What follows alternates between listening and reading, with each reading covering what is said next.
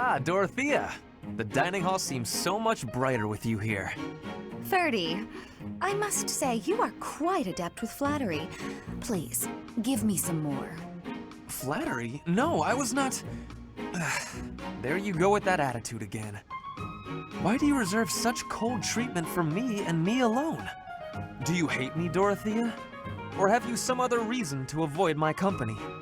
I underestimated you. I assumed your noble upbringing had dulled your perception. But you got it right on your first try. I hate you. Huh, I was right. Might I ask why you find me so despicable? I can scarcely guess. Don't waste another minute thinking about it. That will not do. I do not think you would hate a person for no reason. Perhaps. How's this? If you can guess why, I'll let you know if you're right. The brains of us common folk are so simple, it should be pretty easy for a big shot noble to sort out. Very well. I cannot walk away from a challenge. I have no choice but to chance a guess.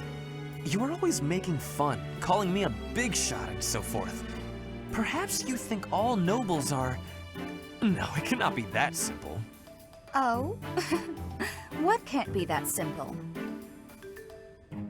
Please, will you not give me a clue? Well, let me see. A good clue? I know. It's because you're like a bee. That ought to be enough of a clue. So long, Ferdy. A bee? I haven't the slightest. Perhaps because I am such a diligent worker?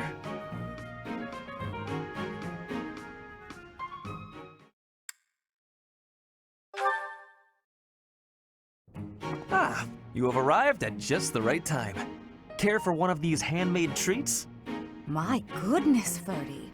When did you become such a talented confectioner? Oh, Dorothea, I am hardly an expert. Nevertheless, you have managed to make some tasty-looking treats. Well, it is the first time I have tried my hand at it. Honestly, there were several unsuccessful attempts preceding this batch. I made these pastries to solve that riddle you gave me, the reason you despise me. Oh? You said I was like a bee. The bee is a dutiful worker, just as I am. But the bee inherits a capacious home, with a wealth of honey. Similarly, I inherited my fortune. I did not receive it as a reward for my labor. I surmised that perhaps you'd feel differently about me if I earned something all on my own. That was my plan, to emulate your transformation from desperate pauper to successful songstress. All on your own? Did you renounce your nobility? Give away your riches? No, I made these. I obtained all the ingredients on my own, without anyone's help. You mean, you got the sugar and the flour? Yes. To earn the flour, I worked in the fields. To earn the sugar, I carried a merchant's wares.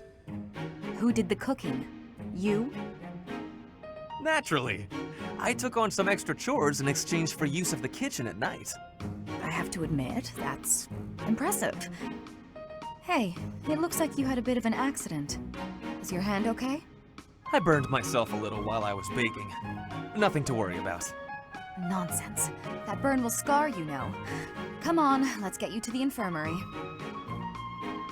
Wait, Dorothea! You have yet to try my treats. You should be fine now, Ferdy. Big shot nobles have to treat their bodies with care just like the rest of us. There you go again. Noble this, noble that. Though you did say it with less disdain than usual. Nothing gets past you. As it were, I may have reconsidered you a little. You have reconsidered me? Finally! Just as I had hoped, we are becoming friends. Now then, I propose that we... I only said I reconsidered a little. And you still haven't figured out why I said you're like a bee. Which is funny, because you look like a bee right now. Bye! So, I am still a bee. A completely mystified bee.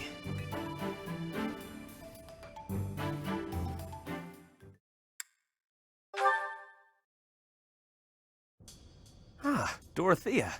I am surprised to find you here. I did not think you were all that religious. There's a lot you don't know, Ferdy. But you're right. I'd hardly call myself devout. After all, it was thanks to the goddess and her noble regime that I suffered so much as a child. You must be quite brave to speak so coarsely in this hallowed place. But what do you mean? About suffering as a child?